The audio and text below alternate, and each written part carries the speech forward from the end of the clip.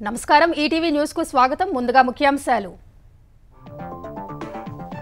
విభజన సమస్యల పరిష్కారంపై చంద్రబాబు దృష్టి. తెలంగాణ ముఖ్యమంత్రికి లేఖ. ఈ నెల 6న సమావేశానికి ప్రతిపాదన.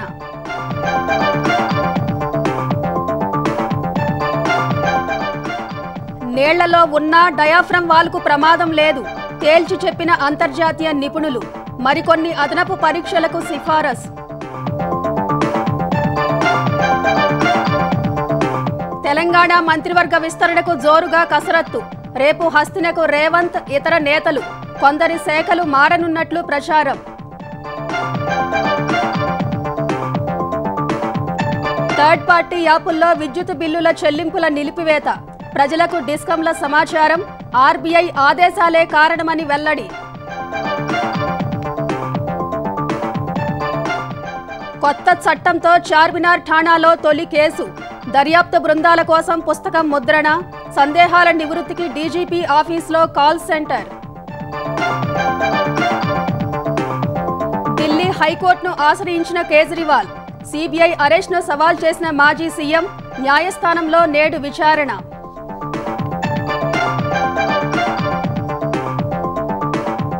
సుప్రీంకోర్టులో ట్రంప్నకు భారీ ఊరట.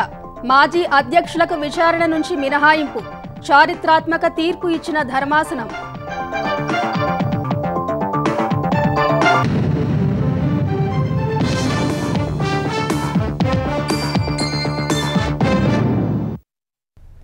విభజన సమస్యల పరిష్కారానికి చాలా రోజుల తర్వాత మళ్లీ ముందడుగు పడింది. ఈ నెల 6వ తేదీన హైదరాబాద్లో సమావేశం అవుదామంటూ ముఖ్యమంత్రి చంద్రబాబు తెలంగాణ సీఎం రేవంత్ రెడ్డికి లేఖ రాశారు. 2 రాష్ట్రాల ప్రజల సంక్షేమం, అభివృద్ధి దోహదపడేలా ముఖ్యమైన సమస్యలను పరిష్కరించుకోవాల్సిన అవసరం ఉందని చంద్రబాబు తన లేఖలో పేర్కొన్నారు. 2 తెలుగు రాష్ట్రాల సంక్షేమం, పురోగతికి దోహదపడేలా ముఖ్యమైన చిక్కులను పరిష్కరించుకోవాల్సిన అవసరముందని ఏపీ ముఖ్యమంత్రి చంద్రబాబు తెలంగాణ సీఎం రేవంత్ రెడ్డికి రాసిన లేఖలో అభిప్రాయపడ్డారు.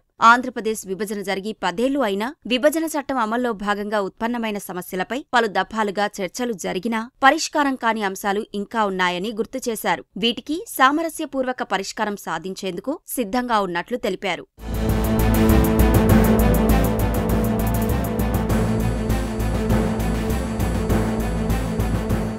ఆంధ్రప్రదేశ్, తెలంగాణ రాష్ట్రాల ఉమ్మడి ప్రయోజనాలను దృష్టిలో పెట్టుకుని ముఖాముఖి చర్చల ద్వారా కీలక అంశాలను పరిష్కరించుకునేందుకు వీలుంటుందని చంద్రబాబు స్పష్టం చేశారు. ఈ చర్చలు మంచి ఫలితాలనిస్తాయనే నమ్మకముంది అని లేఖలో పేర్కొన్నారు. ఆంధ్రప్రదేశ్, తెలంగాణ రాష్ట్రాలు సుస్థిర ప్రగతి సాధించడానికి 2 రాష్ట్రాల మధ్య పరస్పర సహకారం అవసరమని తేల్చి చెప్పారు. తెలుగు రాష్ట్రాల ముఖ్యమంత్రులుగా ఇది మన బాధ్యత అన్న చంద్రబాబు ప్రజల అభ్యున్నతికి దోహదపడేలా ఉమ్మడి లక్ష్యాలను సాధించడంలో ఇది కీలకమని వివరించారు. తెలంగాణ అభివృద్ధి, ప్రగతికి ముఖ్యమంత్రి రేవంత్ రెడ్డి చేస్తున్న కృషిని చంద్రబాబు ప్రశంసించారు.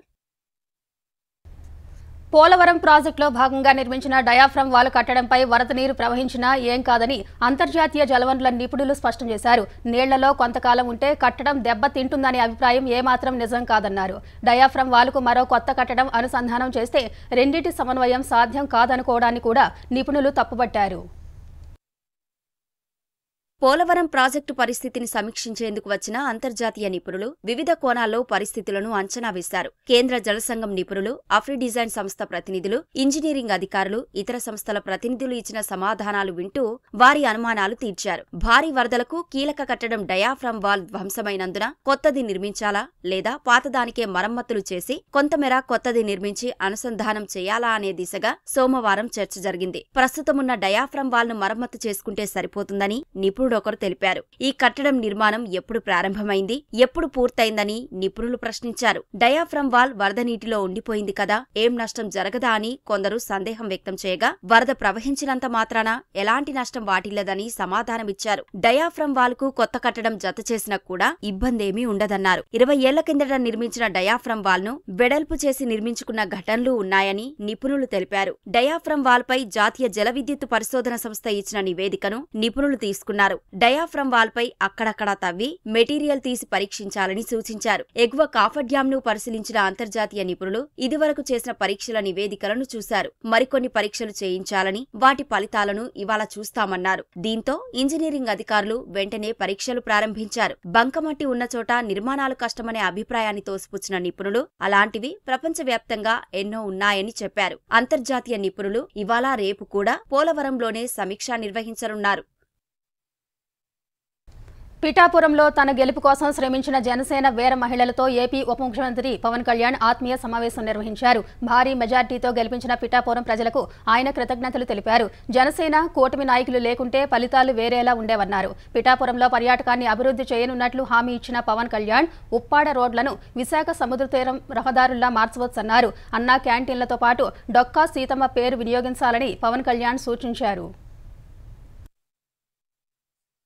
నాకు దేశభక్తినిచ్చింది, నా సమాజం నాకు బాధ్యతనిచ్చింది. నేను దీనికోసం పని చేస్తాను. నాకు అవసరం లేదు ఇవన్నీ కానీ తిట్లు తింటారు, ఎందుకంటే నా దేశం మీద నాకు అంత పిచ్చి. నాకు నా బాధ్యత. మన సభలో మీరు చూశారు, అసెంబ్లీలో ఏం మాట్లాడాను నేను నా పార్టీ గురించి మాట్లాడాల.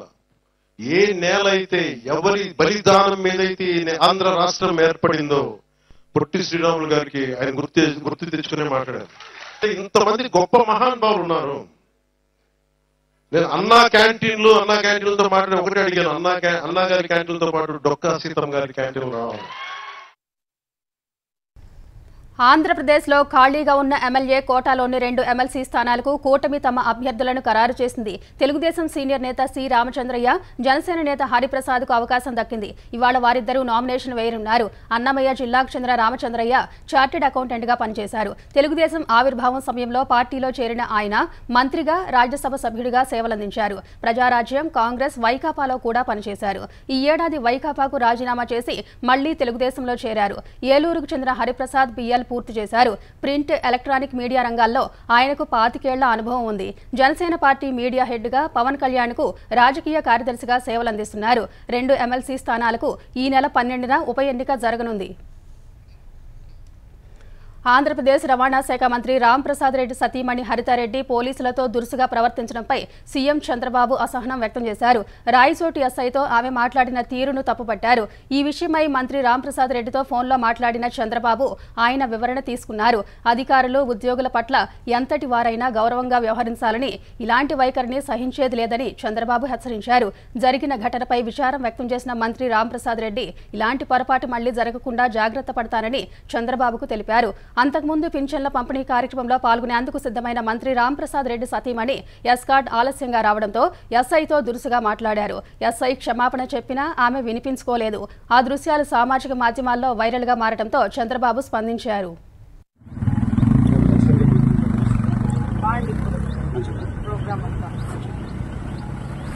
మీరు వస్తున్నారా ఎట్లా కదా మీ వెహికల్ లో క్యాన్ స్టార్ట్ చేయండి.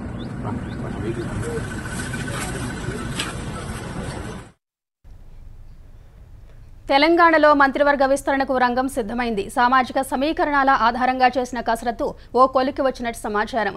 అధిష్టానంతో చర్చించేందుకు సీఎం రేవంత్ రెడ్డి సహా ముఖ్య నేతలు ఇవాళ లేదా రేపు ఢిల్లీకి వెళ్లే అవకాశం ఉంది. ఇప్పుడున్న మంత్రుల శాఖల్లోనూ మార్పులు ఉండే అవకాశాలు ఉన్నట్లు కాంగ్రెస్ వర్గాలు తెలిపాయి.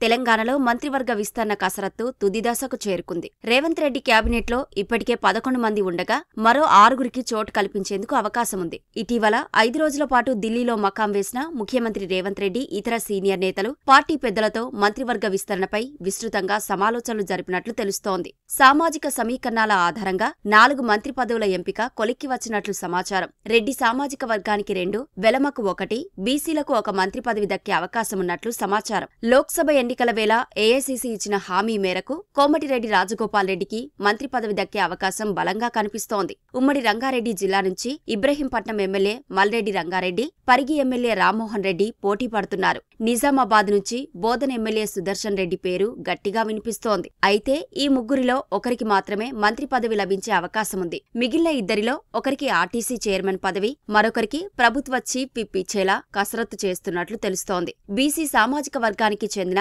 మక్తల్ ఎమ్మెల్యే శ్రీహరి ముదిరాజుకు మంత్రి పదవి పక్కా అయ్యిందని సమాచారం. ఉమ్మడి ఆదిలాబాద్ నుంచి ప్రాతినిధ్యం లేకపోవడంతో మంచిర్యాల ఎమ్మెల్యే ప్రేమ్సాగర్ రావుకు మంత్రి పదవి దక్కనున్నట్లు కాంగ్రెస్ వర్గాల్లో చర్చ జరుగుతోంది. సీఎం రేవంత్ రెడ్డి, ఉప ముఖ్యమంత్రి భట్టి విక్రమార్క, మంత్రి ఉత్తమ్ కుమార్ రెడ్డి ఇవాళ లేదా రేపో ఢిల్లీ వెళ్లి మంత్రివర్గ విస్తరణపై అధిష్టానంతో తుది చర్చలు జరపనున్నారు. కొత్త పీసీసీ అధ్యక్షుడి ఎంపికపైన ఒక నిర్ణయానికి వచ్చే అవకాశాలు ఉన్నాయి. ప్రభుత్వ పరంగా చేపట్టాల్సిన లాంఛనాల కోసమే సీఎం రేవంత్ రెడ్డి గవర్నర్ రాధాకృష్ణతో సమావేశమైనట్లు తెలుస్తోంది. మంత్రివర్గ విస్తరణ గురించి చర్చించినట్లు సమాచారం. గవర్నర్ కోట ఎమ్మెల్సీల నియామకంపై చర్చలు జరిపినట్లు తెలుస్తోంది. విశ్వవిద్యాలయాల ఉపకులపతుల నియామకం, అసెంబ్లీ సమావేశాల్లో ప్రవేశపెట్టాల్సిన ఆర్ఓ చట్టం, ధరణి స్థానంలో భూమాత పేరుతో తేనున్న కొత్త వ్యవస్థపై కూడా చర్చించినట్టు కాంగ్రెస్ వర్గాలు చెబుతున్నాయి. అదేవిధంగా గత ప్రభుత్వంలో ఆమోదించి గవర్నర్ వద్ద పెండింగ్లో ఉన్న 12 బిల్లులపైన చర్చించినట్లు సమాచారం. సీఎం రేవంత్ రెడ్డి ఢిల్లీ పర్యటన నుంచి తిరిగి వచ్చాకే మంత్రివర్గ విస్తరణ జరిగే అవకాశాలు ఉన్నాయి.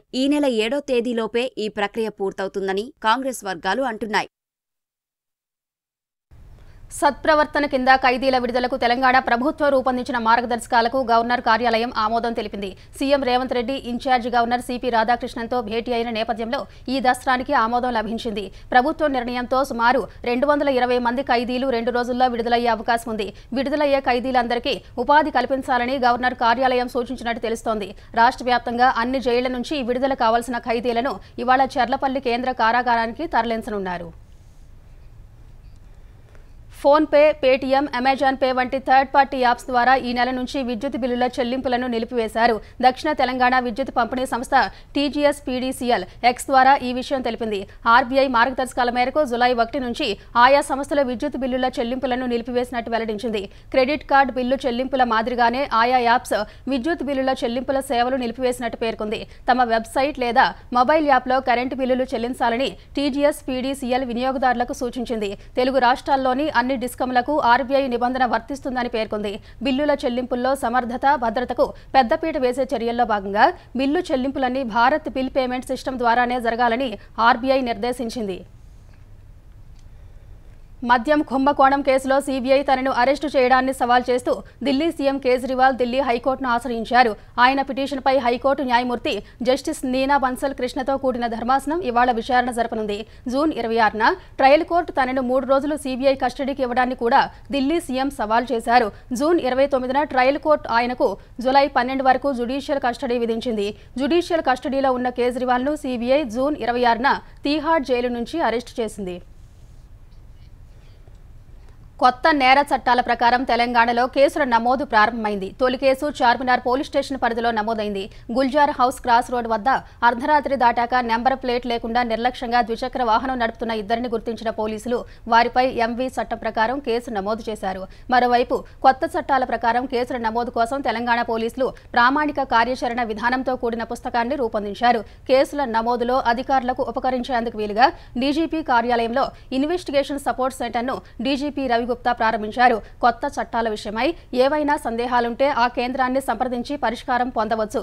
క్రైమ్ అండ్ క్రిమినల్ ట్రాకింగ్ నెట్వర్క్లో మార్పుల గురించి తెలంగాణ వ్యాప్తంగా దర్యాప్తు అధికారులకు శిక్షణ ప్రారంభించారు. బాధితులకు సత్వర న్యాయం అందించేందుకు మహిళలు, చిన్నారులపై జరిగే నేర ఘటనలకు సంబంధించి కఠిన శిక్షలు విధించేలా భారతీయ న్యాయ సంహిత చట్టం ఉందని ఏపీ హైకోర్టు న్యాయమూర్తి జస్టిస్ దుర్గా ప్రసాదరావు చెప్పారు. హైకోర్టు న్యాయవాదుల సంఘం ఆధ్వర్యంలో నిర్వహించిన ప్రత్యేక కార్యక్రమంలో ఆయన ముఖ్య అతిథిగా పాల్గొని కొత్త చట్టాలపై అవగాహన కల్పించారు. ఈ నెల 1వ తేదీ నుంచి అమల్లోకి వచ్చిన భారతీయ న్యాయ సంహిత, భారతీయ నాగరిక సురక్షా సంహిత, భారతీయ సాక్ష్య అధినియం నవజాత శిశువుల్లాంటివని అభివర్ణించారు. బిఎన్ఎస్లో సుమారు 14 నుంచి 15 కొత్త సెక్షన్లను ప్రవేశపెట్టారన్నారు. సమాజ అవసరాలకు అనుగుణంగా చట్టాలు మారుతూ ఉంటాయని, న్యాయవాదులు వాటిని ఎప్పటికప్పుడు అధ్యయనం చేయాలని జస్టిస్ దుర్గా ప్రసాదరావు సూచించారు. గ్రేటర్ హైదరాబాద్లోని విపత్తు నిర్వహణ విభాగం పరిధి ఔటర్ రింగ్ రోడ్ వరకు విస్తరించనుంది. సచివాలయంలో మున్సిపల్ అడ్మినిస్ట్రేషన్, హెచ్ఎండిఏ, మూసీ నది అభివృద్ధి పనుల అధికారులతో చేపట్టిన సమీక్షలో సీఎం రేవంత్ రెడ్డి ఈ మేరకు నిర్ణయం తీసుకున్నారు. జీహెచ్ఎంసీ చుట్టూ ఉన్న 27 పురపాలికలు, నగరపాలికలు, 33 గ్రామ పంచాయతీల్లో ఈ విభాగం సేవలందించేలా చర్యలు చేపట్టాలని ఉన్నతాధికారులకు సూచించారు. ఇక నుంచి ఈ విభాగాన్ని Hyderabad disaster response and assets monitoring protection గా పిలవనున్నట్టు సీఎం చెప్పారు. వరదలు, ప్రమాదాలు సంభవించినప్పుడే కాకుండా నగర ప్రజలకు నిరంతర సేవలు అందిస్తుందని చెప్పారు. దాదాపు 2000 కిలోమీటర్ల విస్తీర్ణం కలిగిన జీహెచ్ఎంసీ పరిధిలోని చెరువులు, కుంటల పరిరక్షణతో పాటు నాళాలు, ప్రభుత్వ ఆస్తులు ఆక్రమణకు గురి కాకుండా కాపాడే బాధ్యతలను ఈ విభాగం చేపడుతుందని సీఎం రేవంత్ పేర్కొన్నారు. మూసీ నది అభివృద్ధి పనులను వేగవంతం చేయాలన్నారు. నగరంలోని చారిత్రక ప్రాధాన్యం కలిగిన కట్టడాలు, శిథిలమైన నిర్మాణాల పునరుద్ధరణకు తగిన చర్యలు చేపట్టాలని కూడా సీఎం రేవంత్ రెడ్డి ఆదేశించారు. వన మహోత్సవం కార్యక్రమాన్ని తెలంగాణ ప్రభుత్వం ప్రతిష్టాత్మకంగా తీసుకుని ఏర్పాట్లు చేస్తుంది. రాష్ట్ర వ్యాప్తంగా పెద్ద ఎత్తున మొక్కలు నాటేందుకు ప్రణాళికలు సిద్ధం చేసింది. ఈ నెల మొదటి వారంలో అన్ని వర్గాల ప్రజలు, ముఖ్యంగా విద్యార్థులను కలుపుకుని వన మహోత్సవాన్ని ఉద్యమ స్ఫూర్తితో చేపట్టాలని ప్రభుత్వం నిర్ణయించింది. ఈ కార్యక్రమంలో వివిధ సంస్థలు, ప్రజాప్రతినిధులు, పౌర సంఘాలను భాగస్వామ్యం చేయనుంది. ఈ మేరకు డిఆర్డీఏ అధికారులకు గ్రామీణాభివృద్ధి శాఖ కమిషనర్ ఉత్తర్వులు జారీ చేశారు. మహాత్మాగాంధీ జాతీయ ఉపాధి హామీ పథకం కింద మొక్కలు నాటే స్థలాలు గుర్తించారు. నీటి వసతి ఉన్న ఖాళీ స్థలాల్లో మాత్రమే మొక్కలు నాటాలని గ్రామీణాభివృద్ధి శాఖ కమిషనర్ సూచించారు. డిఎస్సి గ్రూప్ 2, 3లో పోస్టులు పెంచి పరీక్ష నిర్వహణ సమయం పొడిగించాలని కోరుతూ నిరుద్యోగులు మంత్రి కోమటిరెడ్డి వెంకటరెడ్డిని కలిసి వినతి పత్రం అందజేశారు. 25,000 ఖాళీలతో మెగా డిఎస్సిని నిర్వహించాలని కోరారు. టెట్ పూర్తయిన నెల రోజులకే డిఎస్సి పెట్టడం వల్ల చదువుకునేందుకు తక్కువ సమయం ఉందని వాపోయారు. కనీసం 3 నెలల వ్యవధి ఉండేలా చూడాలని మంత్రి కోమటిరెడ్డిని కోరారు. షెడ్యూల్ మార్పుపై ఆలోచన చేస్తామని నిరుద్యోగులకు మంత్రి హామీ ఇచ్చారు. కేసీఆర్ జల సంకల్పాన్ని హేళన చేసిన వారు క్షమాపణలు చెప్పాలని భారాస కార్యనిర్వాహక అధ్యక్షుడు కేటీఆర్ డిమాండ్ చేశారు. తెలంగాణకే తలమానికమైన కాళేశ్వరం ప్రాజెక్టును తప్పుబట్టిన వారు ముక్కు నేలకు రాయాలన్నారు. మేడిగడ్డ ఆనకట్టలకు మరమ్మతులకు సంబంధించి ఎక్స్ వేదికగా ప్రభుత్వ వైఖరిని కేటీఆర్ తప్పుబట్టారు. నిన్నటిదాకా మేడిగడ్డ మేడిపండులా మారిందని, అసలు రిపేర్ చేయడం అసాధ్యమన్న విషయాన్ని గుర్తు చేశారు. మరమ్మతులు చేసినా ఇక పనికిరాదని, 1,00,000 కోట్లు బూడిదలో పోసిన పన్నీర్ అని వ్యాఖ్యానించారని కేటీఆర్ ఆక్షేపించారు. వర్షాకాలంలో వరదకు కొట్టుకుపోతుందని, అన్నారం ఆనకట్ట కూలిపోతుందని అన్నారని కేటీఆర్ మండిపడ్డారు.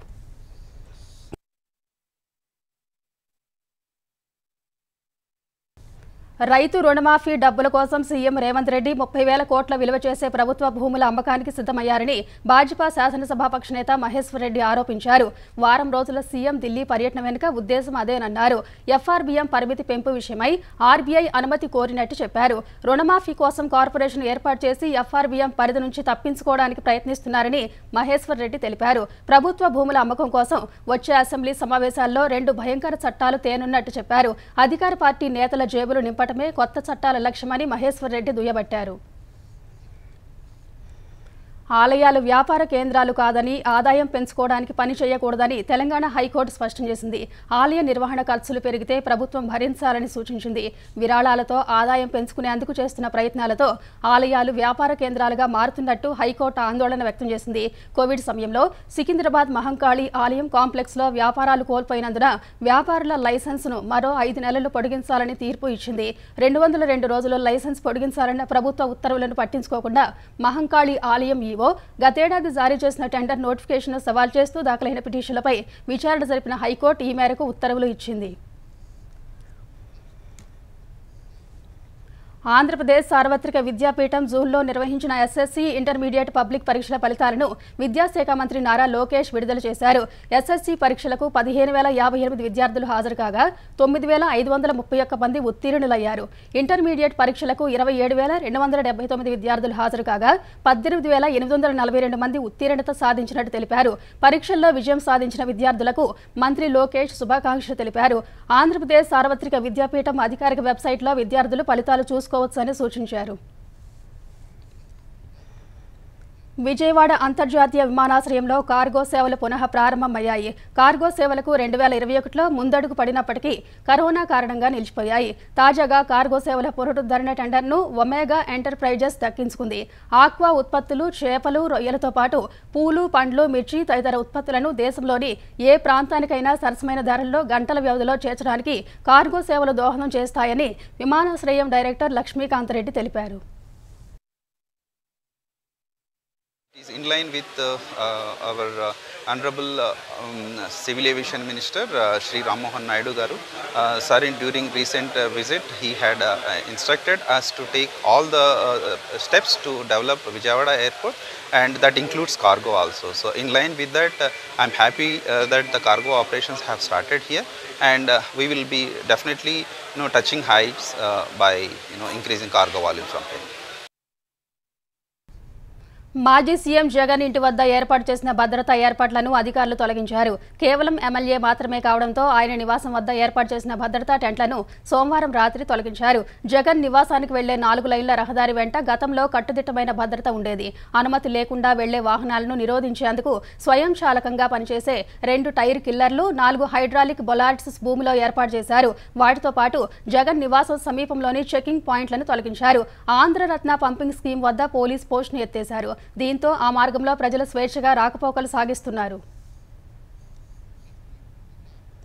2020 అమెరికా అధ్యక్ష ఎన్నికల ఫలితాన్ని మార్చేందుకు ప్రయత్నించారనే ఆరోపణలు ఎదుర్కొంటున్న మాజీ అధ్యక్షుడు, రిపబ్లికన్ పార్టీ అధ్యక్ష అభ్యర్థి డొనాల్డ్ ట్రంప్నకు సుప్రీంకోర్టులో భారీ ఊరట లభించింది. నేరాభియోగాల విచారణల నుంచి మాజీ అధ్యక్షులకు మినహాయింపు ఉంటుందని చరిత్రాత్మక తీర్పు వెలువరించింది. 9 మందితో కూడిన ధర్మాసనంలో ఈ తీర్పును 6 న్యాయమూర్తులు సమర్థించారు. అమెరికా రాజ్యాంగం అనుసరించి అధ్యక్షునికి ఉన్నట్లే మాజీ అధ్యక్షునికి నేరాభియోగ విచారణ నుంచి మినహాయింపు ఉంటుందని న్యాయమూర్తులు తెలిపారు. ఈ నిర్ణయాన్ని 3 న్యాయమూర్తులు వ్యతిరేకించారు. అయితే కోర్టు నిర్ణయంతో నవంబర్లో జరిగే అధ్యక్ష ఎన్నికల్లోపు న్యాయస్థానాల్లో ట్రంప్ను విచారించే అవకాశాలు ఉండవు. బ్యాలెట్ పత్రాల్లో ట్రంప్ పేరు చేర్చవద్దన్న కింది కోర్టు తీర్పును నిలిపివేసిన తర్వాత ట్రంప్నకు అనుకూలంగా సర్వోన్నత న్యాయస్థానంలో వెలువడిన మరో తీర్పు ఇది. సుప్రీంకోర్టు తీర్పుపై స్పందించిన ట్రంప్ అమెరికా రాజ్యాంగానికి, ప్రజాస్వామ్యానికి ఇదో భారీ విజయమని హర్షం వ్యక్తం చేశారు. అమెరికా పౌరుడిగా గర్విస్తున్నానని ట్రంప్ తెలిపారు. ఇజ్రాయెల్ బలగాల ఉపసంహరణతో తమ నివాసాలకు తిరిగి చేరుకున్న దక్షిణ గాజాలోని ఖాన్ యూనిస్ వాసులకు నెతన్యాహు సేనలు మరోసారి షాక్ ఇచ్చాయి. నగరం తూర్పు ప్రాంతాన్ని ఖాళీ చేయాలంటూ ఇజ్రాయెల్ ఆదేశాలు జారీ చేసింది.